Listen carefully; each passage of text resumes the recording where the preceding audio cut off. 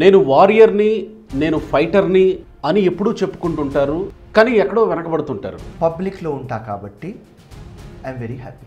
చెప్పడానికి సూక్తులు చాలా బాగుంటాయి.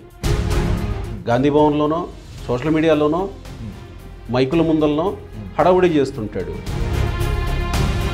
కాంగ్రెస్ పార్టీ ఐడియాలజీ ప్రకారం వెళ్ళి గెలవాలనుకునే వాళ్ళకి కదా టికెట్లు ఇస్తారు. 99.9% లీడర్స్ చెమటా పెడతారు, డబ్బులు పెడతారు. ఫిరోజ్ ఖాన్ చెమటా కూడా పెడతాడు, డబ్బులు కూడా పెడతాడు, రక్తం కూడా పెడతాడు. ఎవరు లోకల్ ఉంటే వాళ్ళకే అవకాశం ఇస్తామని అంటుంది కాంగ్రెస్ పార్టీ. ఇప్పుడు మా పొన్నం ప్రభాకర్ గారు మా పెద్దన్న కరీంనగర్లో ఉంటారు, హుస్నాబాద్ నుంచి కంటెస్ట్ చేస్తున్నారు. ఆయన లోకల్. కానీ జూబ్లీ హిల్స్ గెలుస్తారా? జూబ్లీ హిల్స్ ఎలక్షన్లో సింపుల్ లాజిక్.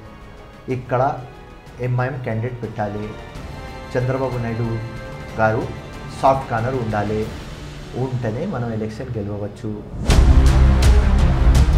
దానికోసమైనా కేటీఆర్ కూడా లొకేషన్ కలిశారు. I don't know that. Diplomat నేను మాట్లాడలేను. మరి దీన్నే డిప్లొమసీ అంటారు కదా. ఎవరికి వాళ్ళు చంద్రబాబు ప్రాపకం కోసం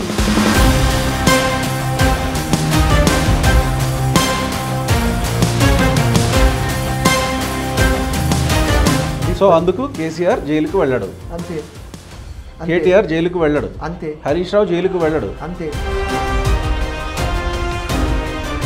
అది కూడా బై ఎలక్షన్ ఒక రోజు వస్తుంది. అవునా? బై ఎలక్షన్ ఒక రోజు వస్తుంది. స్పీకర్ నిర్ణయం తీసేసుకుంటారా? ఇక్కడ టెంపుల్ తొలగించగలిగారు, కానీ సల్కం చెరువులో ఉన్న FTL పరిధిలో ఉన్న ఫాతిమా కాలేజ్ విషయంలో ఎందుకు వెనకడుగు వేశారు? మరి అసదుద్దీన్ ఉన్నాడు కదా రేవంత్ రెడ్డి కాళ్ళ దగ్గర. రేవంత్ రెడ్డి కాళ్ళ దగ్గర ఉన్నాడా, మెడ మీద ఉన్నాడా? అంటే ఆ పేదలు కాళ్ళ దగ్గర ఉంటేనే మీరు పనిచేస్తారా?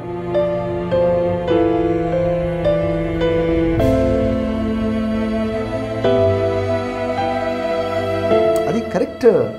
హడావుడి వద్దు. నేను ఫస్టే చెప్పిన, హైడ్రాలో హడావుడి వద్దు, అగేన్స్ట్ పోతుంది.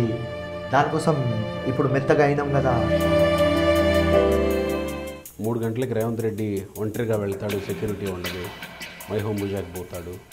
ఇట్లాంటి ఫాల్తూ మాటలు మాట్లాడడం నాన్ సెన్స్. అది ఏపీలో కూటమి ప్రభుత్వం అధికారంలోకి వచ్చిన తర్వాత జరుగుతున్న అరెస్టుల మీద చంద్రబాబు నాయుడుకి ఎందుకు జైలుకి పంపించినారా అబ్బాయి పిచ్చోళ్ళు?